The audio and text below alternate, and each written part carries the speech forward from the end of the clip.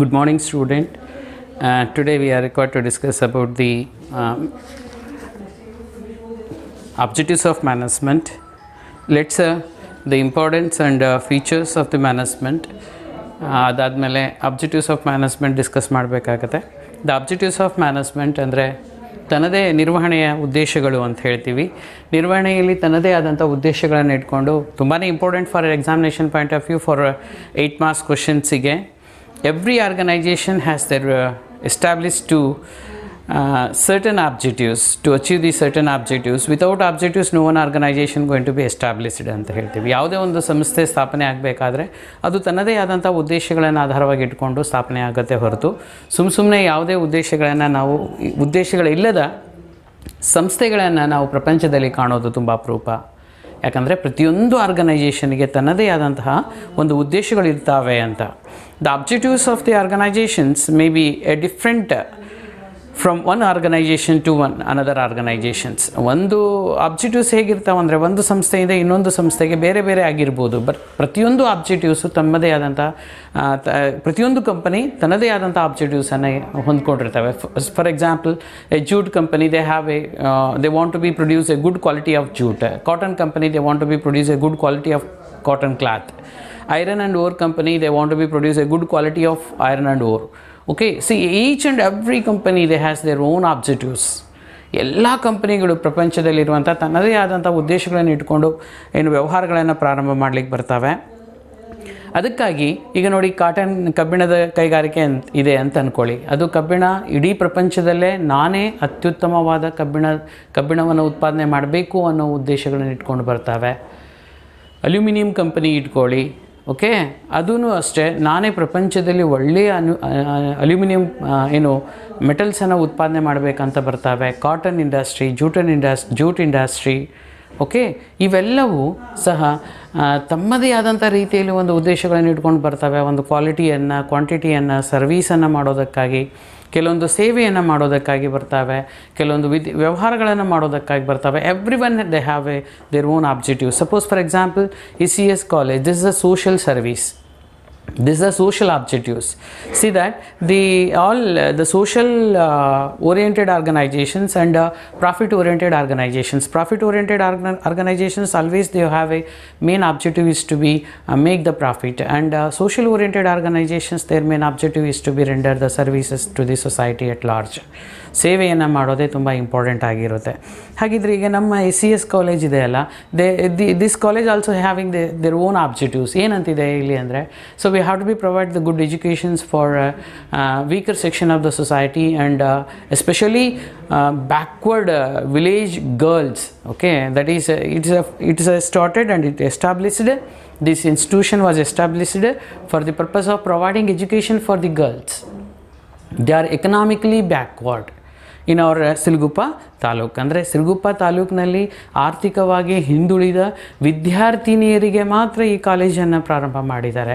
ಅಂಥವರೆಲ್ಲ ಒಳ್ಳೆ ಎಜುಕೇಷನನ್ನು ಮಾಡಿಕೊಂಡು ಮುಂದಕ್ಕೆ ಅವರ ಜೀವನವನ್ನು ಮಾಡಿಕೊಳ್ಳಿ ಅಂತ ಅನ್ನೋದಕ್ಕಾಗಿ ಇಲ್ಲಿ ಮಾಡಿದ್ದೀವಲ್ಲ. ಹಾಗೆಯೇ ಎವ್ರಿ ಒನ್ ಆರ್ಗನೈಜೇಷನ್ಸ್ ಇದು ಸೋಷಲ್ ಆಬ್ಜೆಕ್ಟಿವ್ಸ್. ಆದರೆ ಯಾವುದೋ ಒಂದು ಈಗ ನೀವು ಯಾವುದೋ ಒಂದು ಕಬ್ಬಿಣದ ಕೈಗಾರಿಕೆಯನ್ನು ಮಾಡಿದ್ದೀರಾ, ಅಥವಾ ಈಗ ಶುಗರ್ ಇಂಡಸ್ಟ್ರಿ ಇದೆ ಸಿರುಗುಪ್ಪದಲ್ಲೇ. ಶುಗರ್ ಇಂಡಸ್ಟ್ರಿ ಏನು, ನಾನು ದೇರ್ ಮೇನ್ ಆಬ್ಜೆಕ್ಟಿವ್ಸ್ ಏನಿರುತ್ತೆ ಅಂದರೆ profit. I want to be earn maximum profit through the producing the good quality of sugars. Okay, ಅಂದರೆ ಒಳ್ಳೆ ಗುಣಮಟ್ಟದ ಶುಗರನ್ನು ಅಂದರೆ ಸಕ್ಕರೆಯನ್ನು ಉತ್ಪಾದನೆ ಮಾಡೋದ್ರ ಮೂಲಕ ನಾನು ಅತ್ಯಧಿಕವಾದ ಪ್ರಮಾಣದಲ್ಲಿ ಲಾಭವನ್ನು ಗಳಿಸ್ಕೋಬೇಕು ಅನ್ನೋದು ಅದರ ಮುಖ್ಯ ಉದ್ದೇಶವಾಗಿರುತ್ತೆ. ದೆನ್ ಎವ್ರಿ ಒನ್ ಆರ್ಗನೈಜೇಷನ್ಸ್ ಆಗಿರ್ಬೋದು, ಈಗ ಜಿಂದಾಲ್ ಆಗಿರ್ಬೋದು, ಅಥವಾ ರೈಸ್ ಮಿಲ್ಸ್ ತುಂಬ ಹೇರಳವಾಗಿ ಸಿಗ್ತವೆ ನಮ್ಮ ಸಿರುಗುಪ್ಪದಲ್ಲಿ.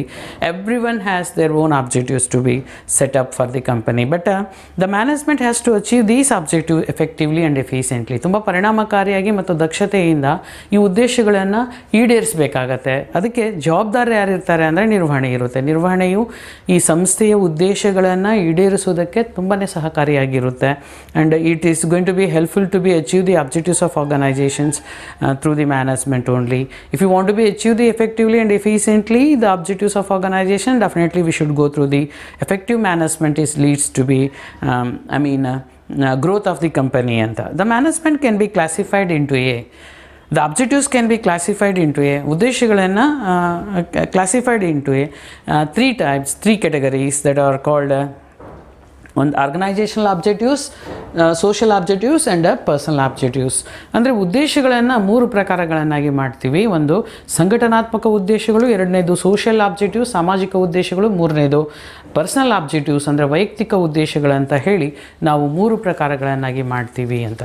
ಏನು ಸಂಘಟನೆಗೆ ಏನು ಉದ್ದೇಶಗಳನ್ನು ಇಟ್ಕೊಂಡು ಸ್ಟಾರ್ಟ್ ಮಾಡ್ತೀವಿ ಅಂದರೆ, ಸಂಘಟನಾತ್ಮಕ ಉದ್ದೇಶಗಳನ್ನು ತೆಗೆದುಕೊಂಡಾಗ ಇಲ್ಲಿ the organisational objectives, the main objectives of management is to be in any organization is to be fulfill the economic objectives of the organizations. ಅಂದರೆ ಆರ್ಥಿಕವಾಗಿ ಸಬಲರಾಗಿರಬೇಕು, ಆರ್ಥಿಕ ಉದ್ದೇಶಗಳನ್ನು ಈಡೇರಿಸುವುದಕ್ಕಾಗಿ ಸಂಘಟನಾತ್ಮಕ ಉದ್ದೇಶಗಳನ್ನು ನಾವು ಒಂದು ಆರ್ಥಿಕ ಉದ್ದೇಶಗಳು ಇಟ್ ಈಸ್ ಕನ್ಸರ್ನ್ಡ್ ವಿತ್ ಏನು what is social what is economical objectives. Economical objectives is concerned with utilisation of human and material resources to the maximum possible advantages. ಒಳ್ಳೆ ಪರಿಣಾಮಕಾರಿಯಾಗಿ ನಾವು ಮಾನವ ಸಂಪನ್ಮೂಲಗಳನ್ನು ಮತ್ತು ನೈಸರ್ಗಿಕ ಸಂಪನ್ಮೂಲಗಳನ್ನು ಸದ್ಬಳಕೆ ಮಾಡೋದು economic objectives. Through that we will going to be get the profit. ಅದರ ಮೂಲಕ ನಾವು ಲಾಭವನ್ನು ಗಳಿಸೋದು ಇದರ ಮುಖ್ಯ ಉದ್ದೇಶವಾಗಿರುತ್ತೆ. ಆ ಕಾರಣಕ್ಕಾಗಿ the organisational objective is to be one of the most important objectives. It is concerned, it is an economic objectives of the, it fulfill the economical objectives of the organizations. What do you mean by economical objectives? Means it is concerned with the utilization of human and the material resources to the maximum possible advantages ಅಂತ ಹೇಳ್ತೀವಿ. ತುಂಬ ಅನುಕೂಲಕರವಾದ ರೀತಿಯಲ್ಲಿ ನಾವು ನೈಸರ್ಗಿಕ ಸಂಪನ್ಮೂಲಗಳನ್ನು ಮತ್ತು ಮಾನವ ಸಂಪನ್ಮೂಲಗಳನ್ನು ಬಳಕೆ ಮಾಡೋದಕ್ಕೆ ಸಂಬಂಧಪಟ್ಟಿದ್ದು ಯಾವುದು ಅಂದರೆ ಆರ್ಗನೈಜೇಷನಲ್ ಆಬ್ಜೆಕ್ಟಿವ್ಸ್ ಅಂತ ಹೇಳ್ತೀವಿ, ಸಂಘಟನಾತ್ಮಕ ಉದ್ದೇಶಗಳು ಅಂತ ಹೇಳ್ತೀವಿ. Okay, every management has main objective is to be fulfil their the objectives of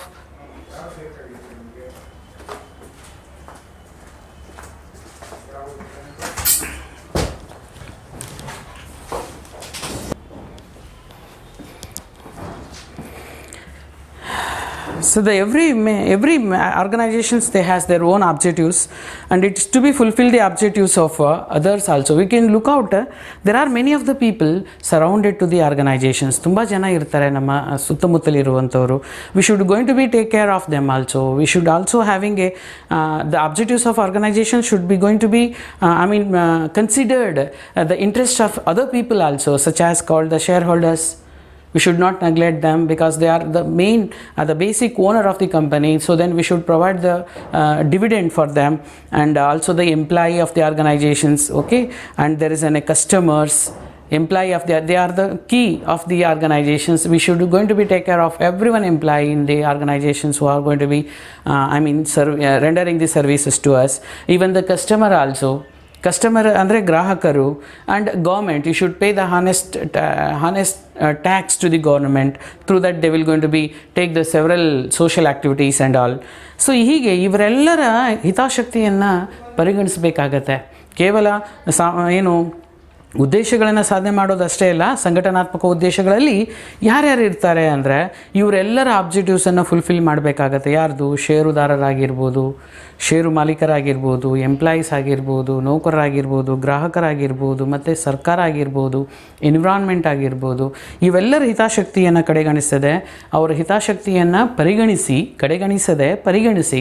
ಅವರ ಹಿತಾಸಕ್ತಿಯಂತೆ ನಾವು ವ್ಯವಹಾರಗಳನ್ನು ನಡೆಸ್ಕೊಂಡು ಹೋಗಬೇಕಾಗತ್ತೆ. ಆವಾಗ ಮಾತ್ರ ಉದ್ದೇಶಗಳನ್ನು ಈಡೇರಿಸಲಿಕ್ಕೆ ಸಾಧ್ಯವಾಗುತ್ತೆ ಅಂತ ಹೇಳ್ತೀವಿ. Then first one is the survival ಅಂದರೆ ಏನು? ಇಲ್ಲಿ ನೋಡಿ, ಅಸ್ತಿತ್ವ ಅಂತ ಹೇಳ್ತೀವಿ. Every business organisations every business objective is to be survive for the long time in the market. Everyone business organization they want to be survive for a long durations in the market. ಅಂದರೆ ತುಂಬ ದೀರ್ಘಾವಧಿವರೆಗೆ ಕೆಲಸವನ್ನು ಮಾಡಬೇಕು, ಮಾರ್ಕೆಟ್ನಲ್ಲಿ ತುಂಬ ವರ್ಷಗಳು ಬದುಕಬೇಕು ಅನ್ನೋದನ್ನು ಕಾನ್ಸೆಪ್ಟನ್ನು ಇಟ್ಕೊಂಡು ಅವರು ಬಂದಿರ್ತಾರೆ.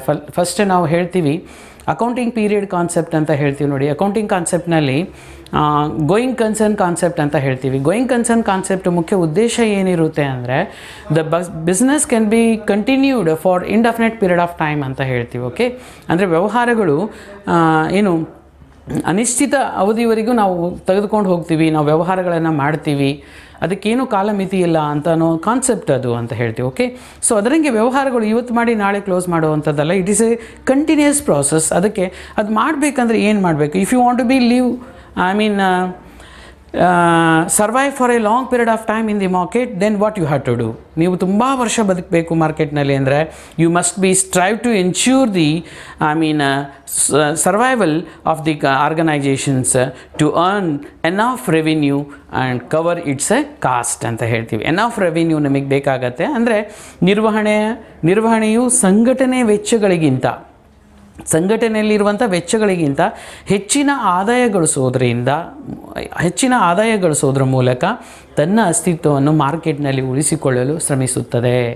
ತನ್ನ ಅಸ್ತಿತ್ವವನ್ನು ಮಾರ್ಕೆಟ್ನಲ್ಲಿ ಉಳಿಸ್ಬೇಕಂದ್ರೆ ಅದು ಆದಾಯ ಗಳಿಸಲೇಬೇಕು. Why we should go for survival? Because to be meet its expenses. ನಮಗೆ ಖರ್ಚಿಗೆ ಸಾಧ್ರೆ ಉಸಿರಾಡಿದ್ರೆ ಸಾಕು ಅನ್ನೋ ರೀತಿಯಲ್ಲಿ. ಓಕೆ, ಫಸ್ಟು ಅಸ್ತಿತ್ವ ಅಂತ ಹೇಳ್ತೀವಿ. Okay, we should going to be meet the expenses of the organisations. Okay, meet the expenses of the organisations. Okay, ಅದಕ್ಕಾಗಿ ನಮಗೆ ಪ್ರಾಫಿಟ್ ಬೇಕು, ಲಾಭ ಬೇಕು. ಓಕೆ, ಲಾಭ ಅಂತೇನಿಲ್ಲ, ಅದು ನಮಗೆ ಖರ್ಚುಗಳನ್ನು ನಿಭಾಯಿಸಿದರೆ ಸಾಕು ಅನ್ನೋದು ಫಸ್ಟ್ ಆಬ್ಜೆಕ್ಟಿವ್ಸ್ ಇರುತ್ತೆ. ಸೆಕೆಂಡ್ ಒನ್ ಬಂದು ಲಾಭ ಅಂತ ಹೇಳ್ತೀವಿ. ಸೆಕೆಂಡ್ ಒನ್ ಬಂದು ಪ್ರಾಫಿಟ್ ಅಂತ ಹೇಳ್ತೀವಿ. ಪ್ರಾಫಿಟ್ ಯಾಕೆ ಬೇಕು? ಸರ್ವೈವಲ್ ಆದಮೇಲೆ ಇಲ್ಲಿ ಅಸ್ತಿತ್ವ, ಅದಾದಮೇಲೆ ಲಾಭ ಆದಮೇಲೆ ಗ್ರೋತ್, ಬೆಳವಣಿಗೆ. ಓಕೆ, ಸೊ ದೆನ್ ಲಾಭ ಅನ್ನೋದು every one organisations their main objective is to be earn the profit ಅಂತ ಹೇಳ್ತೀವಿ. So the mere survival is not enough. ಕೇವಲ ಬದುಕುಳಿಯೋದಷ್ಟೇ ಎನಫ್ ಆಗಲ್ಲ. Enough for the business, it's not enough for the business. Okay, earning profit is very essential to meeting the expenses and the successfully continuity of business. ನಾವು ವ್ಯವಹಾರಗಳನ್ನು ಸುಮಾರು ವರ್ಷಗಳು continuous ಆಗಿ ನಡೆಸಬೇಕು ಅಂದರೆ the meeting it's very essential. Profit is very essential ಅಂತ ಹೇಳ್ತೀವಿ. ಲಾಭ ಗಳಿಸೋದು ತುಂಬ ಅವಶ್ಯಕವಾಗಿ. ಕೇವಲ ಬದುಕುಳಿದ್ರೆ ಸಾಕಾಗತ್ತಾ? ಉಸಿರಾಡಿದರೆ ಸಾಕಾಗತ್ತಾ? ಓಕೆ, ಅದರ ಜೊತೆಗೆ ನಮಗೆ ಲಾಭ ಬೇಕು ತಾನೇ, ಜೀವನ ನಡೆಸಬೇಕು ತಾನೇ. ಓಕೆ, ಅದಕ್ಕಾಗಿ ಇದು ಪ್ರಾಫಿಟ್ ಬೇಕೇ ಬೇಕು. ಯಾಕೆ ಬೇಕು ಪ್ರಾಫಿಟು ಅಂದರೆ ಕಂಪನಿಯಲ್ಲಿ ಆಗುವಂಥ ಎಲ್ಲ ಖರ್ಚುಗಳನ್ನು ನಿಭಾಯಿಸೋದಕ್ಕಾಗಿ. ಖರ್ಚುಗಳು ಅಂದರೆ ಏನು? ಸ್ಯಾಲ್ರಿ ಆಗಿರ್ಬೋದು, ರೆಂಟ್ ಆಗಿರ್ಬೋದು, ಕಮಿಷನ್ ಆಗಿರ್ಬೋದು, ಇವೆಲ್ಲ ಕೊಡೋದು ಎಲ್ಲ ದಿನನಿತ್ಯದ ಖರ್ಚುಗಳನ್ನು ನಾವು ನಿಭಾಯಿಸೋದಕ್ಕಾಗಿ ನಮಗೆ ಪ್ರಾಫಿಟ್ ಬೇಕು. ಜೊತೆಗೆ ವ್ಯವಹಾರಗಳನ್ನು ಯಶಸ್ವಿಯಾಗಿ ನಡೆಸೋದಕ್ಕಾಗಿಯೂ ನಮಗೆ ಲಾಭ ಅವಶ್ಯಕವಾಗಿ ಬೇಕಾಗತ್ತೆ. It's required to cover the cost and risk of the business. ಬಿಸ್ನೆಸ್ಸಿನ ಖರ್ಚುಗಳನ್ನು, ವೆಚ್ಚಗಳನ್ನು ಮತ್ತು ಮುಂಬರುವ ತೊಂದರೆಗಳನ್ನು ನಿಭಾಯಿಸೋದಕ್ಕಾಗಿ ಬೇಕು ನಮಗೆ ಲಾಭ. ಯಾಕೆ ಬೇಕು? ಲಾಭ ನಮ್ಮ ಸಂಸ್ಥೆಯಲ್ಲಿರುವ ಬರುವಂತಹ ಎಲ್ಲ ಖರ್ಚುಗಳನ್ನು ನಿಭಾಯಿಸೋದಕ್ಕೆ, ಜೊತೆಗೆ ಮುಂಬರುವಂತಹ ಎಲ್ಲ ತೊಂದರೆಗಳನ್ನು ನಿಭಾಯಿಸೋದಕ್ಕೆ ನಮಗೆ ಲಾಭ ಬೇಕು. ಲಾಭ ಇಲ್ಲ ಅಂದರೆ ನಾವು ಕಂಪನಿಯಲ್ಲಿ ಯಶಸ್ವಿಯಾಗಿ ನಡೆಸೋದಕ್ಕೆ ಸಾಧ್ಯ ಆಗೋದಿಲ್ಲ. We never going to be run the company successfully. Okay, without the profit. So if you want to be earn the profit, because due to meet the expenses of the organizations along with to face the uncertainty comes in the business in futures. Okay, this is very important. And next is a growth. Growth andre ಏನು? ಬೆಳವಣಿಗೆ ಅಂತ ಹೇಳ್ತೀವಿ. Growth, ಬೆಳವಣಿಗೆ, for the existence of the business organization for a long period of the growth can be measured in terms of growth. ಹೆಂಗೆ ಬೆಳವಣಿಗೆ ಆಗಿದೆಯಾ ನೀನು ಅಂತ, ಹೇಗೆ ಡೆವಲಪ್ಮೆಂಟ್ ಆಗಿದೆಯಾ ಅಂತ. Suppose for example we take the example of Reliance ಕಂಪನಿಯನ್ನು ಧೀರುಭಾಯಿ ಅಂಬಾನಿಯವರು 1918 ಒಂದು ಟೇಬಲ್ ಇಟ್ಕೊಂಡು, ಇಂಥ ಟೇಬಲ್ ಇಟ್ಕೊಂಡು ಒಂದು ಪೆಟ್ರೋಲ್ ಬಂಕನ್ನು ನಡೆಸಿದರು. ಓಕೆ, ಒಂದು ಪೆಟ್ರೋಲ್ ಬಂಕನ್ನು ಬಾಂಬೆನಲ್ಲಿ ಓಪನ್ ಮಾಡಿ ಒಂದು ಸಣ್ಣದು 1980ರಲ್ಲಿ ಅವರು ಸಣ್ಣದು ಪೆಟ್ರೋಲ್ ಬಂಕನ್ನು ಸ್ಟಾರ್ಟ್ ಮಾಡಿದರು ಅಂದ್ಕೊಳ್ಳಿ. ಓಕೆ, ಆವಾಗಲಿಂದ ಇಲ್ಲಿವರೆಗೆ ಈಗ ನೋಡಿ ಬಿಸ್ನೆಸ್ ಎಷ್ಟು ವೈಡ್ ಆಗಿದೆ, ಎಷ್ಟು ಎಕ್ಸ್ಪ್ಯಾನ್ಷನ್ಸ್ ಆಗಿದೆ, ಎಷ್ಟು ಗ್ರೋತ್ ಆಗಿದೆ. ನೀವು ಒಂದು ಸಣ್ಣ ಪೆಟ್ರೋಲ್ ಬ್ಯಾಂಕು ಇಡೀ ಕರ್ನಾಟಕದಲ್ಲೆಲ್ಲ, ಇಡೀ ದೇಶದಲ್ಲೇ ಇದ್ದಾವೆ. ಹಾಗೆಯೇ ಫಾರ್ ಎಕ್ಸಾಂಪಲ್ ನಾವು ಇದು ವಿಜಯ ಲಂಕೇಶ್ವರ್ ಅವ್ರದ್ದು VRL ಅಂತ ಹೇಳ್ತೀವಲ್ಲ, VRL ನೋಡ್ರಿ, ಅದು ಒಂದು ಬಸ್ ಇಟ್ಕೊಂಡು, ಒಂದು ಲಾರಿ ಇಟ್ಕೊಂಡು ಪ್ರಾರಂಭ ಮಾಡಿರುವಂಥ ಬಿಸ್ನೆಸ್ಸು ಈಗ ಸುಮಾರು ಸಾವಿರಾರು ಲಾರಿಗಳು, ಬಸ್ಗಳು ಇದ್ದಾವೆ ಅವ್ರದ್ದು. ಸೊ ಹೀಗೆ ಉದ್ದೇಶಗಳಂದರೆ ನಾವು ಬೆಳವಣಿಗೆ ಆಗೋದು ಅಂತ ಹೇಳ್ತೀವಿ. ಬೆಳವಣಿಗೆ ಹೇಗೆ ತೋರಿಸ್ತೀರಿ ಅಂದರೆ in the form of sales ಅಂತ ಹೇಳ್ತೀವಿ. increase increase in terms of sales, increase in number of products and increase in number of employees ಅಂತ ಹೇಳ್ತೀವಿ. ಸೊ ದ ಸೇಲ್ಸ್ ಆಗಿರ್ಬೋದು, ಈಗ ಸೇಲ್ಸು 2000 ಯಾವಾಗ 19 ಅಂದ್ಕೊಳ್ಳಿ, ಅಥವಾ 2016 ಅಂದ್ಕೊಳ್ಳಿ, 2017, 2018 and 2019 and 2020 ಅಂದ್ಕೊಳ್ಳಿ. ಓಕೆ, 2019ನಲ್ಲಿ 5 crores ಇತ್ತು ಸೇಲ್ಸು, ಇಲ್ಲಿ ಸೇಲ್ಸ್ ಅಂತ ಬರ್ಕೊಳ್ತೀವಿ. 5 crores ಇತ್ತು, ಆಮೇಲೆ 10 crores ಆಯಿತು, ಆಮೇಲೆ 15 crores ಆಯಿತು, ಆಮೇಲೆ 20 crores, ಈಗ 30 crores ಇದೆ ಅಂದ್ಕೊಳ್ಳಿ. ಓಕೆ, ಸೊ ಈಗ ಅದು ಡಿಕ್ಲೈನಿಂಗ್ ಆಗಿರ್ಬೋದು. May be due to the corona effect it is may be comes under the 10 crores again, 10 crores ಆಗಿರ್ಬೋದು. ಈ ರೀತಿ ನಿಂದು ಹೇಗೆ ಬೆಳವಣಿಗೆ ಆಗಿದೆ ಅನ್ನೋದನ್ನು ಹೇಗೆ, ಇಲ್ಲಿ ನೋಡಿ, ಇಲ್ಲಿಂದ ಇಲ್ಲಿಗೆ ಬೆಳವಣಿಗೆ ಆಗಿದೆ, ಸೇಲ್ಸಲ್ಲಿ ಇಂಪ್ರೂವ್ ಆಗಿದೆ. ಜೊತೆಗೆ ಪ್ರೊಡಕ್ಷನ್ಸನ್ನು ಕಂಪ್ಯಾರಿಸನ್ ಮಾಡಿದಾಗ ಮೊದಲು 100 ಯೂನಿಟ್ಸನ್ನು ಉತ್ಪಾದನೆ ಮಾಡ್ತಾ ಇದ್ದೀವಿ, ಇಲ್ಲಿ 300 ಯೂನಿಟ್ಸನ್ನು ಉತ್ಪಾದನೆ ಮಾಡ್ತಾ ಇದ್ದೀವಿ. ಇಲ್ಲಿ 500, ಇಲ್ಲಿ 500, ಇಲ್ಲಿ 800, ಇಲ್ಲಿ 1000 ಮಾಡಿದ್ವಿ ಅಂತ ಹೇಳ್ತೀವಿ. ಓಕೆ, ಅಂದರೆ ಸೇಲ್ಸ್ ಆಗಿಲ್ಲ ಅಷ್ಟೇ. ಓಕೆ, ಹೀಗೆ the growth of the company and employee, ಮೊದಲು 500 ವರ್ಕರ್ಸ್ ವರ್ಕ್ ಮಾಡ್ತಾಯಿದ್ರು, ಈಗ 1000 ಆಗಿದ್ದಾರೆ. ಇಲ್ಲಿ 1500 ಇತ್ತು, ಇಲ್ಲಿ 2000 ಇತ್ತು, ಈಗ 2500 workers are working in the organisations ಅಂತ ಹೇಳ್ತೀವಿ. This is an A number of employee ಮೇಲೆ, ಮಾರಾಟದ ಮೇಲೆ ಮತ್ತು ಉತ್ಪಾದನೆ ಮೇಲೆ ಇದು ಡೆವಲಪ್ಮೆಂಟ್ ಆಗಿದೆಯಾ ಇಲ್ಲ ಅಂತ ಹೇಳ್ತೀವಿ. ಈಗ ನೋಡಿ, ರಿಲಯನ್ಸ್ ಕಂಪನಿ ನೋಡಿ ಎಷ್ಟು ಡೆವಲಪ್ಮೆಂಟ್ ಆಗಿದೆ. ಒಂದು ಪೆಟ್ರೋಲ್ ಬಂಕ್ ಇದ್ದಿದ್ದು ಇಡೀ ದೇಶದಲ್ಲಿ ಸುಮಾರು 1000 ಪೆಟ್ರೋಲ್ ಬಂಕ್ಗಳಿದ್ದಾವೆ. ಅದು ಬಿಸ್ನೆಸ್ಸಿನ ಮುಖ್ಯ ಉದ್ದೇಶವಾಗಿರುತ್ತೆ. ಒಂದು ಬಸ್ಲಿಂದ ಸ್ಟಾರ್ಟ್ ಮಾಡಿರುವಂಥದ್ದು VRL ಕಂಪನಿಯವರು. ಈಗ ಎಷ್ಟೋ ಬಸ್ಗಳಿದ್ದಾವೆ, ಒಂದು ಲಾರಿಯಿಂದ ಸ್ಟಾರ್ಟ್ ಮಾಡಿರೋದು, 1000 ಲಾರಿಗಳಿದ್ದಾವೆ, 1000 ಬಸ್ಗಳಿದ್ದಾವೆ, ಅವು ರನ್ ಆಗ್ತಿದ್ದಾವೆ ದೇಶದಲ್ಲಿ. ಅದೇನನ್ಸುತ್ತೆ, that is called the growth ಅಂತ ಹೇಳ್ತೀವಿ. ಓಕೆ, ಸೊ ಇವೆಲ್ಲ ಗ್ರೋತ್. ಈಗ ನೋಡಿ, ಫಸ್ಟು ಬದುಕು, ಓಕೆ, ಅಸ್ತಿತ್ವ, ಲಾಭ ಮತ್ತು ಬೆಳವಣಿಗೆ ಅಂತ, ಇವು 3 ಆರ್ಗನೈಸೇಷನಲ್ ಆಬ್ಜೆಕ್ಟಿವ್ಸ್ ಅಂತ ಹೇಳ್ತೀವಿ. ಉಳಿಸು, ಗಳಿಸು, ಬೆಳೆಸು. ಮೊದಲು ಉಳ್ಕೋ ಮಾರ್ಕೆಟ್ನಲ್ಲಿ ಲಾಂಗ್ ಪೀರಿಯಡ್ ಆಫ್ ಟೈಮ್ ಉಳಿಯೋದು, ಅದಾದಮೇಲೆ ಗಳಿಸು, ಲಾಭವನ್ನು ಗಳಿಸು, ಅದಾದಮೇಲೆ ಬೆಳೆಸು ಕಂಪನಿಯನ್ನು. Okay, you should take the company top most positions. For example, will going to be take the Reliance and VRL company. ಇವೆರಡೂ ಎಕ್ಸಾಂಪಲ್ಸ್ ತೊಗೊಂಡ್ರೆ ಸಾಕಾಗತ್ತೆ. ಇವೆಲ್ಲದ್ರ ಇತಿಹಾಸವನ್ನು ನೀವು ನೋಡಿದಾಗ ಅವೆಲ್ಲ ಡೆವಲಪ್ಮೆಂಟ್ ಆಗಿರುವಂಥದ್ದು, ಗ್ರೋತ್ ಆಗಿರೋದು ನಿಮಗೆ ಕಾಣಿಸ್ತದೆ. ಆ್ಯಂಡ್ ಪ್ರಾಫಿಟ್ ತೊಗೊಂಡಿರುವಂಥದ್ದು, survival, profit and growth is the organisational objectives 3. Then social objectives ಏನಿರ್ತವೆ, ಸಾಮಾಜಿಕವಾಗಿ ವ್ಯವಹಾರಗಳೆಲ್ಲ ನಡೆಯೋದು ಸಮಾಜದ ಒಳಗೆ. Okay, every business are going to be undertaken in the society itself only. So then every organization is a part of the society. ಪ್ರತಿಯೊಂದು ಸಂಸ್ಥೆಯು ಒಂದು ಸಮಾಜದ ಒಂದು ಭಾಗವಾಗಿರುತ್ತೆ. ನಾವು ಸಮಾಜದ ಒಂದು ಅಂಗ. Every business are the one part of the society. So you have the social responsibility towards the society is very, very important for everyone business organizations in all over the world.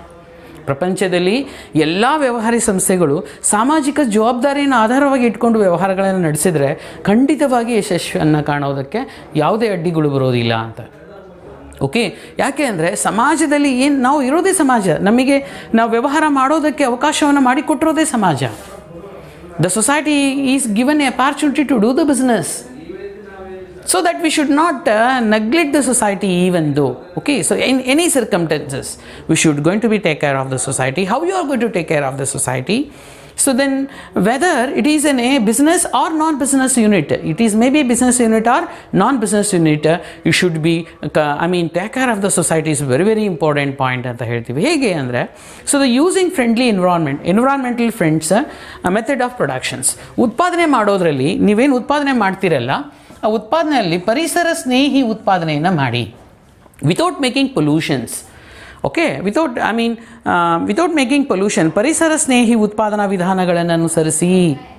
ಪರಿಸರ ಸ್ನೇಹಿ ಉತ್ಪಾದನಾ ವಿಧಾನಗಳನ್ನು ಅನುಸರಿಸಿ ಯಾವುದೇ ಕಾರಣಕ್ಕೂ pollution ಆಗುವಂಥದ್ದು, ಪರಿಸರವನ್ನು ಮಾಲಿನ್ಯ ಮಾಡಿ ಉತ್ಪಾದನೆ ಮಾಡ್ತೀವಿ ಅಂತಂದರೆ ಅದು ಸಾಮಾಜಿಕ ಉದ್ದೇಶಕ್ಕೆ ವಿರುದ್ಧವಾಗಿರುತ್ತೆ. It's opposed to the social objectives of the organizations, that you should always going to be using the environmental friendly method of productions. You oppose this, then definitely you are opposed to the society also. So then make the green belt ಅನ್ನು ಮಾಡಿ. ಸಂಸ್ಥೆ ನಿಮ್ಮ ಏನು ಯಾವುದೇ pollutions ಇಲ್ದಂಗೆ ಮಾಡಿ ಉತ್ಪಾದನೆಯನ್ನು, ಯಾರಿಗೂ ತೊಂದರೆ ಆಗಬಾರ್ದು, ಸೊಸೈಟಿಗೆ ಯಾವುದು ಹಾರ್ಮ್ಫುಲ್ ಆಗಬಾರ್ದು, ತುಂಬಾ ಅಪಾಯಕಾರಿ ಅನಿಲಗಳನ್ನು ಹೊರಗೆ ಬಿಡಕ್ಕೆ ಹೋಗಬೇಡಿ, ತ್ಯಾಜ್ಯಗಳನ್ನು ಹೊರಗೆ ಬಿಡಕ್ಕೆ ಹೋಗಬೇಡಿ, ಸಮಾಜದ ಸುರಕ್ಷೆಯಿಂದ ಇಟ್ಕೊಂಡು ನೀವು ಉತ್ಪಾದನೆಯನ್ನು ಮಾಡಬೇಕು ಅನ್ನೋದು ಸಾಮಾಜಿಕ ಉದ್ದೇಶವಾಗಿರುತ್ತೆ. Second one, creating employment opportunity particularly to the underprivileged section of the society. Creating employment opportunity particularly to the underprivileged section of the society ಅಂದರೆ ಉದ್ಯೋಗ ಅವಕಾಶಗಳನ್ನು ಸೃಷ್ಟಿಸುವುದು, ವಿಶೇಷವಾಗಿ ಸಮಾಜದ ಶೋಷಿತ ವರ್ಗದವರಿಗೆ ಕೊಡಿ. Richer may be richer, poor may be poor ಆಗಬಾರ್ದು. ಎಕನಾಮಿಕಲ್ ಬ್ಯಾಲೆನ್ಸ್ ಆಗಬೇಕು. ಎಕನಾಮಿಕಲ್ ಬ್ಯಾಲೆನ್ಸ್ ಅಂದರೆ you should going to be give the priority for every one who are the weaker section of the society. They are very poor, take them and appoint them in the company. Okay, ವಿಶೇಷವಾಗಿ ಏನು ಸಮಾಜದ ಶೋಷಣೆಗೊಳಗಾದ ವರ್ಗದವರಿಗೆ ನೀವು ಹೆಚ್ಚಿನ ಆದ್ಯತೆಯನ್ನು ಕೊಡಿ, ಅವರಿಗೆ ಸದಾವಕಾಶಗಳನ್ನು ಕೊಡಿ, ಒಳ್ಳೆಯ ಉದ್ಯೋಗ ಅವಕಾಶಗಳನ್ನು ಕೊಡಿ, ಅವರಿಗೆ ಅಪಾಯಿಂಟ್ಮೆಂಟ್ ಮಾಡಿಕೊಳ್ಳಿ ಅಂತ. Create the employment opportunity particularly to the underprivileged section of the society ಅಂತ ಹೇಳ್ತೀವಿ. ಉದ್ಯೋಗ ಅವಕಾಶಗಳನ್ನು ಶೋಷಿತ ಸಮಾಜದ ವರ್ಗದವರಿಗೆ ಅಥವಾ ಬಡವರಿಗೆ ನೀವು ಹೆಚ್ಚಿನ ಉದ್ಯೋಗ ಅವಕಾಶಗಳನ್ನು ಕೊಟ್ಟರೆ ಅದು ಸಾಮಾಜಿಕ ಉದ್ದೇಶವಾಗುತ್ತೆ. Providing amenities to the society like schools and childrens. ನಿಮ್ಮ ಕಂಪನಿಯಲ್ಲಿ ಕೆಲಸ ಮಾಡೋ ಉದ್ಯೋಗಿಗಳ ಮಕ್ಕಳಿಗೆ ಸ್ಕೂಲ್ಸ್ಗಳನ್ನು ಕಟ್ಟಿ, ಹಾಸ್ಪಿಟಲ್ಸ್ಗಳನ್ನು ಕಟ್ಟಿ, ಮತ್ತು ಜೊತೆಗೆ ಎಲ್ಲ ಚಿಲ್ಡ್ರನ್ಸ್ ಸ್ಕೂಲ್ಸು, ಕಾಲೇಜಸ್ಸು ಇವೆಲ್ಲ ಕಟ್ಟೋದಿದೆ ಅಲ್ಲ. ಸೊ ಅವರಿಗೆ ಮಕ್ಕಳಿಗೆ ಅಂದರೆ ಈಗ suppose for example Jindal company, ಅಲ್ಲೇ ಸ್ಕೂಲ್ಸ್ ಇದ್ದಾವೆ, ಜಿಂದಾಲ್ ಸ್ಕೂಲ್ ಇದೆ, ಕಾಲೇಜ್ ಇದೆ, ಮೆಡಿಕಲ್ ಫೆಸಿಲಿಟೀಸ್ ಇದೆ, ಟೆಂಪಲ್ ಇದೆ, ಮಸೀದಿ ಇದೆ, ಎಲ್ಲ ಇದೆ. Because to they take care of all employees welfare. ಎಲ್ಲ ವರ್ಗದ ನೌಕರರ ವೆಲ್ಫೇರನ್ನು ಅದು ಕನ್ಸಿಡರ್ ಮಾಡಿ ತಗೊಳ್ಬೇಕಾಗತ್ತೆ. So then that is the reason we can going to be provide the amenities to the society like schools and colleges. ಕೆಲವೊಂದು ಮತ್ತು ಸಮಾಜದಲ್ಲಿ ಎಲ್ಲೆಲ್ಲಿ ಹಿಂದುಳಿದಿದ್ದಾರೆ, ಯಾವ್ಯಾವ ಬ್ಯಾಕ್ವರ್ಡ್ ಪ್ಲೇಸಸ್ ಇದ್ದಾವೆ, ಅಲ್ಲೆಲ್ಲ ಸ್ಕೂಲ್ಸು, ಕಾಲೇಜಸ್ಸು, ಹಾಸ್ಪಿಟಲ್ಸ್ಗಳನ್ನು ಸೃಷ್ಟಿ ಮಾಡಿ ಕುಡಿಯೋ ನೀರನ್ನು ಕೊಡಿ ಅವರಿಗೆ. ಅದು ಸಾಮಾಜಿಕ ಜವಾಬ್ದಾರಿಯಾಗುತ್ತೆ ಅಂತ ಹೇಳ್ತೀವಿ. Providing financial support to the society for noble causes like providing financial support, ಹಣಕಾಸಿನ ಸಪೋರ್ಟನ್ನು ಕೊಡಿ. ಮೊನ್ನೆ ನೋಡಿ ತುಂಬ ಜನ ರತ್ನರು ಟಾಟಾ ಅವರು ಸುಮಾರು ಅಮೌಂಟನ್ನು ಕೊಟ್ಟರು ಕೊರೋನಾ ಡಿಸೀಸ್ ಆಗಿರೋದ್ರಿಂದ. ಆ್ಯಂಡ್ ರಿಲಯನ್ಸ್ ಕಂಪ್ನಿಯವರು 500 crores near amount they have release for the noble causes like corona ಅಂತ ಹೇಳ್ತೀವಿ. And corona effect due to ಅಂದರೆ ಸುಮಾರು ಕಂಪ್ನಿ, ಈಗ Infosys company also they have given maximum 100 crores of money they are contributed for the corona productions ಅಂದರೆ corona ನಿಯಂತ್ರಣ ಮಾಡೋದಕ್ಕೆ. ಅವ್ರೂ ಸುಮಾರು ಜನ, ಎಷ್ಟೋ ಕಂಪ್ನಿಗಳು ಮುಂದೆ ಬಂದಿದ್ದಾವೆ. ಇದೇನು ಅನಿಸುತ್ತೆ ಅಂದರೆ ಸಾಮಾಜಿಕ ಕಳಕಳಿ, you have a social responsibility ಅಂತ ಹೇಳ್ತೀವಿ. ಓಕೆ, ಸಾಮಾಜಿಕ ಕಳಕಳಿ ಇರಬೇಕು. ಇಂಥ ಸಂದರ್ಭಗಳಲ್ಲಿ ನೀವು ಸಹಾಯ ಮಾಡಬೇಕು. ಯಾಕಂದರೆ ಸಮಾಜದಿಂದನೇ ನೀವು ಇಷ್ಟು ಮಟ್ಟಕ್ಕೆ ಹೋಗಿರೋದು, ವ್ಯವಹಾರ ಮಾಡಿರೋದು. ಈಗ Dhirubhai Ambani are suppose for example Mukesh Ambani ಇಡೀ ಪ್ರಪಂಚದಲ್ಲೇ 4ನೇ ಶ್ರೀಮಂತನಾಗಿದ್ದಾನಂದರೆ ಅದನ್ನು ಮಾಡಿದವರು ಯಾರು? society. So then you should consider the society, values, ethics and all these things. Then only you will become you are richer. And suppose for example Microsoft computer owner idaralla Bill Gates is also having 40% of his profit going to transfer to the weaker section of the society. He never going to be maximization. ಅವನು ಯಾವತ್ತೂ ಉಪಯೋಗ ಮಾಡಿಲ್ಲ ನೋಡಿ. 40% ಏನು ಬರುತ್ತೆ profit ಅದು ಹಂಗೆ throw ಮಾಡ್ತಾರೆ ಬಡವರಿಗಾಗಿ, ಉದ್ಧಾರಕ್ಕಾಗಿ ಅಂತಂದರೆ we are salute for such A kinds of mind sided people ಅಂತ ಹೇಳ್ತೀವಿ. ಎಲ್ಲ ತುಂಬ ಬಿಸ್ನೆಸ್ ಮ್ಯಾನ್ಗಳು ಹೀಗೆ ಮಾಡ್ತಾವ್ರೆ. ರತನ್ ಟಾಟಾ ತಗೊಳ್ಳಿ, ಓಕೆ, ಸುಧಾಮೂರ್ತಿ ಮೇಡಮ್ ಅವರು ತಗೊಳ್ಳಿ. So they are the model for business people ಅಂತ ಹೇಳ್ತೀವಿ. Okay, this is the Nobel causes ಇಂಥವಿದ್ದಾಗ help ಮಾಡಬೇಕಾಗತ್ತೆ. And participating in social service project like C is participated in awareness, creating awareness of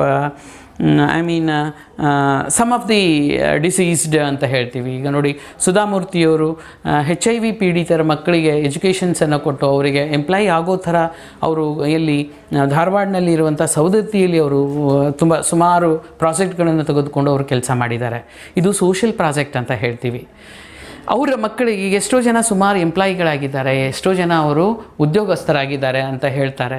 ಸುಮಾರು ಜನ ಹೇಳ್ತಾರೆ. ಅದು ತುಂಬ ಖುಷಿ ಕೊಡುತ್ತೆ ಮನಸ್ಸಿಗೆ. ಯಾಕೆಂದರೆ ಅವರು ತುಂಬ ವ್ಯವಹಾರಗಳನ್ನ ಬೆಳೆಸೋದಕ್ಕೆ ಇನ್ನೂ ಅಮೌಂಟನ್ನು ಹಾಕಿ ಇನ್ನೂ ಜಾಸ್ತಿ ಬೆಳೆಸ್ಬೋದು. ಆದರೆ ಸಮಾಜಮುಖಿಯಾಗಿ ಬರೋದಿದೆಯಲ್ಲ, ಅದು ತುಂಬ ಇಂಪಾರ್ಟೆಂಟ್. ಸಮಾಜಕ್ಕೆ ಏನಾದರೂ ಒಂದು ಮಾಡಬೇಕು, ಏನೋ ಒಂದು ನಾನು ಕೊಡಬೇಕು ಅಂತ ಬರ್ತಾರಲ್ಲ, ಅದು ತುಂಬ ಇಂಪಾರ್ಟೆಂಟ್. ಅಂಥವರಿಗೆ ನಾವು ಯಾವಾಗಲೂ ಋಣಿಯಾಗಿರಬೇಕು, ಚಿರು ಋಣಿಯಾಗಿರಬೇಕು. ಅಂತಹ ವ್ಯಕ್ತಿಗಳನ್ನು ದೇವರು ಸೃಷ್ಟಿ ಮಾಡ್ತಾನೆ ಇರಬೇಕು. ಯಾಕಂದರೆ ಸಮಾಜವೇ ಮುಖ್ಯವಾಗಿರುತ್ತೆ ಬಿಸ್ನೆಸ್ಸಿಗೆ ಅಂತ ಹೇಳಿ. Okay, this are all the society participating in social service project. Then personal objectives of the organisations, financial needs like salary. The personal objectives ಅಂದರೆ ವೈಯಕ್ತಿಕ ಹಿತಾಸಕ್ತಿ ಏನಿರುತ್ತೆ ಪರ್ಸನಲಿಗೆ ಅಂತಂದರೆ, so then it is concerned with the employee of the organisations, the people in the organizations having a different personality and different background and experience, all the form different backgrounds, different personality, different experience irtare. So then you should consider all this. ಅವ್ರ ವ್ಯಕ್ತಿತ್ವ ಬೇರೆ ಇರುತ್ತೆ, ಅವ್ರದ್ದು ಜ್ಞಾನನೇ ಬೇರೆ ಇರುತ್ತೆ, ಅವ್ರ background ಬೇರೆ ಇರುತ್ತೆ. And they all form in the part of the ಅವರೆಲ್ಲರೂ ನಮ್ಮ ಆರ್ಗನೈಜೇಷನ್ದೊಂದು ಪಾರ್ಟ್ ಆಗಿರೋದ್ರಿಂದ ಅವರೆಲ್ಲರ ಅಗತ್ಯತೆಗಳನ್ನು ಕನ್ಸಿಡರ್ ಮಾಡಿಕೊಂಡು ನೀವು ಅವರೆಲ್ಲರಿಗೆ ಮನ್ನಣೆಯನ್ನು ಕೊಡುವಂಥದ್ದು ತುಂಬ ಇಂಪಾರ್ಟೆಂಟ್ ಆಗಿರುತ್ತೆ. ಯಾವುದರಲ್ಲಿ ವೈಯಕ್ತಿಕ ಹಿತಾಸಕ್ತಿಯನ್ನು ಕನ್ಸಿಡರ್ ಮಾಡಿ ಅವರೆಲ್ಲರ ಹಿತಾಸಕ್ತಿಯನ್ನು ಕಾಪಾಡ್ಕೊಂಡು ಹೋಗಬೇಕಾಗಿದ್ದು ನಿಮ್ಮ ಉದ್ದೇಶವಾಗಿರುತ್ತೆ ಅಂತ ಹೇಳ್ತಾರೆ. ಸೊ ದೆನ್ ಹಣಕಾಸಿನ ಅಗತ್ಯ ಇದು. Then here the different backgrounds and different experience. ಕೆಲವರು ಸೌತ್ ಆಫ್ರಿಕಾದಿಂದ ಬಂದಿರ್ತಾರೆ, ಕೆಲವರು ಆಸ್ಟ್ರೇಲಿಯಾದವ್ರು ಇರ್ತಾರೆ, ನಮ್ಮ ಕಂಪನಿಯಲ್ಲಿ ಕೆಲಸ ಮಾಡೋರು ಅಂದ್ಕೊಳ್ಳಿ. ಸೊ ದೆನ್ ಕೆಲವರು ಚೀನಾದವ್ರು ಇರ್ತಾರೆ, ಕೆಲವರು ನಮ್ಮ ಇಂಡಿಯಾದವ್ರು ಇರ್ತಾರೆ. ಇಂಡಿಯಾದಲ್ಲೇ ಡಿಫ್ರೆಂಟ್ ರೀಸನ್ಸ್ ಇದ್ದಾವೆ. ಫಾರ್ ಎಕ್ಸಾಂಪಲ್ ತಮಿಳ್ನಾಡವರು, ದೆಹಲಿಯವರು, ಉತ್ತರ ಪ್ರದೇಶದವರು, ಮಹಾರಾಷ್ಟ್ರದವರು. They have a different background and different experience and different the environment, and even they have a different taste and wants and desires. So that is the reason you should consider everyone as an equal part of the company ಅಂತ ಹೇಳಿ. And the first one you should going to be think here, financial needs, like ಏನು ಬೇಕು ಎಂಪ್ಲಾಯೀಸಿಗೆ ಅದನ್ನು ಕೊಡಿ ನೀವು. Okay, ಉದ್ಯೋಗಸ್ಥರಿಗೆ ಏನು ಕೊಡಬೇಕು? Financial needs, social needs, higher level needs ಅಂತ ಹೇಳ್ತೀವಿ. ಅಂದರೆ ಹಣಕಾಸಿನ ಅಗತ್ಯತೆಗಳು, ಸಾಮಾಜಿಕ ಅಗತ್ಯತೆಗಳು ಮತ್ತು ಉನ್ನತ ಮಟ್ಟದ ಅಗತ್ಯತೆಗಳನ್ನು ನೀವು ಕೊಡಿ ಅವರಿಗೆ ಅಂತ ಹೇಳ್ತಾರೆ. ಸಾಮಾಜಿಕ ಅಗತ್ಯತೆಗಳು ಅಂದರೆ ಏನು ಬೇಕಾಗತ್ತೆ ಮನುಷ್ಯನಿಗೆ? ಒಳ್ಳೆ ಸ್ಯಾಲ್ರಿ, ಎಂಪ್ಲಾಯೀಸಿಗೆ ಒಳ್ಳೆ ಸ್ಯಾಲ್ರಿ ಕೊಟ್ಟರೆ ಸಾಕು, ಖುಷಿಯಾಗಿಬಿಡ್ತಾರೆ. Salary, incentives like car benefit or perquisites ಅಂತ ಹೇಳ್ತೀವಿ. ಕಾರ್ ಅಥವಾ ಬಸ್ಸು ಕೊಡೋದು, ಬಸ್ಸು ಫೆಸಿಲಿಟೀಸನ್ನು ನೀಡೋದು, ಕಾರ್ ಫೆಸಿಲಿಟೀಸನ್ನು ಕೊಡೋದು, ಡ್ರಾಪ್ ಆ್ಯಂಡ್ ಇದೆಲ್ಲ ಕೊಡೋದು, ಮತ್ತು ಅವರ ಮಕ್ಕಳ ಎಜುಕೇಷನ್ಸ್ ಕೊಡೋದು, ಹೆಲ್ತ್ ಫೆಸಿಲಿಟೀಸನ್ನು ಕೊಡೋದು. ಅದರ benefit are social educational facilities, health facilities are considered here. Okay, suppose for example we can take the H A L. ಅವ್ರ ಮಕ್ಕಳಿಗೆಲ್ಲ ಅಲ್ಲೇ ಓದೋದಕ್ಕೆ ಸ್ಕೂಲ್ಸು ಆ್ಯಂಡ್ ಎಚ್ ಎ ಎಲ್ನಲ್ಲಿ ಎಲ್ಲ ಇದ್ದಾವೆ. HAL ಹಿಂದೂಸ್ತಾನ್ ಲೀವರ್ ಲಿಮಿಟೆಡ್ ಅಂತಿದೆ ಅಲ್ಲ, ಅದರಲ್ಲಿ ಎಲ್ಲವೂ ಮಕ್ಕಳಿಗೆ ಸ್ಕೂಲ್, ಅವ್ರ ಎಂಪ್ಲಾಯೀಸ್ ಮಕ್ಕಳಿಗೆ ಸ್ಕೂಲ್ಸು, ಕಾಲೇಜಸ್ಸು ಮತ್ತು ಅವರಿಗೆ ಹೆಲ್ತ್ ಬೆನಿಫಿಟ್ಸು ಇವೆಲ್ಲ ಕೊಡ್ತಿದ್ದಾರೆ. ಸೊ ದೆನ್ ರೇಷನ್ಸು, ಅವ್ರ ಹೋಟೆಲ್ಸು, ಅವ್ರದ್ದೇ ಕ್ಯಾಂಟೀನ್ಸು ಇವೆಲ್ಲ ಕೊಡ್ತಾರೆ for the welfare of the employees ಅಂತ ಹೇಳಿ. And social needs like recognitions in the organisations. ತಮಗೆ ತನ್ನದೇ ಆದಂಥ ಗೌರವ ಇರಬೇಕು ಎಲ್ಲರಿಗೂ, ಅದು ಎಲ್ಲರಿಗೂ ಬೇಕಾಗತ್ತೆ. ಸೊ ದೆನ್ ಫಸ್ಟ್ ಬೇಸಿಕ್ ಆದಮೇಲೆ ಅದು ಸೋಷಿಯಲ್ ಬರುತ್ತೆ. ಸೋಷಿಯಲ್ ನೀಡ್ಸ್ ಅಂದರೆ ನಮಗೆ ಸಮಾಜದ ಸಾಮಾಜಿಕ ಅಗತ್ಯತೆಗಳ ಸಂಘಟನೆಯಲ್ಲಿ ಮಾನ್ಯತೆ ಇರಬೇಕು ಅವರಿಗೆ. ಯಾವುದೇ ಒಂದು ಸಂಸ್ಥೆಯಲ್ಲಿ ನಮ್ಮ ಎಲ್ಲ ಉದ್ಯೋಗಗಳಿಗೂ ನೀನು ಒಳ್ಳೆ ಮಾಡ್ತೀಯ ಕೆಲಸ ಈ ಡಿಪಾರ್ಟ್ಮೆಂಟಲ್ಲಿ, ಹಾಗೆ ಅವರಿಗೆ ಮನ್ನಣೆಯನ್ನು ಕೊಡಬೇಕು ಕೆಲಸ ಮಾಡೋರಿಗೆ. ಮತ್ತು higher level needs which includes the personal growth and developments. ಉನ್ನತ ಹಂತದ ಅವಶ್ಯಕತೆಗಳು, ವೈಯಕ್ತಿಕ ಬೆಳವಣಿಗೆ ಮತ್ತು ಅಭಿವೃದ್ಧಿ. Some of the workers are the employ, they are very conscious about the work and they are very serious about the works and development of their works. ತುಂಬ ಕೆಲವರು ಇರ್ತಾರೆ, ನಾನು ಕೆಲಸ ಮಾಡಬೇಕು, ನಾನು ಚೆನ್ನಾಗಿ ಅಭಿವೃದ್ಧಿ ಆಗಬೇಕು, ನಾನು ತುಂಬಾ ರಿಕಗ್ನೈಸ್ ಆಗಬೇಕು, ಬಹಳಷ್ಟು ಕೆಲಸ ಮಾಡಬೇಕು ಅನ್ನೋ ಒಂದು ಹಂಬಲ ಇರುತ್ತೆ ಕೆಲವು ವ್ಯಕ್ತಿಗಳಲ್ಲಿ. ಅಂಥವರಿಗೆ you should give them freedom to do their work and show their talent and skills. ಅವರಿಗೆ ಕೆಲಸ ಮಾಡೋದಕ್ಕೆ ನೀವು ಫ್ರೀಡಮನ್ನು ಕೊಡಿ ಅವರಿಗೆ. ಓಕೆ, ಅವಾಗೆ they might be feel happy and they might be go with the higher level leads. Okay, so this is the all and they develop themselves only. So give the freedom for everyone employee who want to be create new things in the organizations, who want to be develop the organizations, who always focus on the development of the organization. Give them freedom. Okay, ಅವರಿಗೆ ಕೊಡಿ ಫ್ರೀಡಮನ್ನು ಕೊಡಿ, ಸ್ವಾತಂತ್ರ್ಯವನ್ನು ಕೊಡಿ, ಅವರು ಅಭಿವೃದ್ಧಿಗಾಗಿ ಮಾಡ್ತಾರೆ ಅಂದರೆ. These are all the objectives of the organization. First, the organizational objectives, social objectives and personal objectives. It's very important for your examination point of view for 8 marks questions and 2 marks question and 1 marks questions. Anyone social objectives ಆದರೂ ಕೇಳ್ಬೋದು, economical objectives ಆದರೂ ಕೇಳ್ಬೋದು, ಸರಿ organisation objectives ಆದರೂ ಕೇಳ್ಬೋದು, social and personal objectives ಆದರೂ ಕೇಳ್ಬೋದು. But maximum ಇದು ತುಂಬ ಇಂಪಾರ್ಟೆಂಟ್ ಆಗಿರುತ್ತೆ. So then take care of everything. Thank you for all.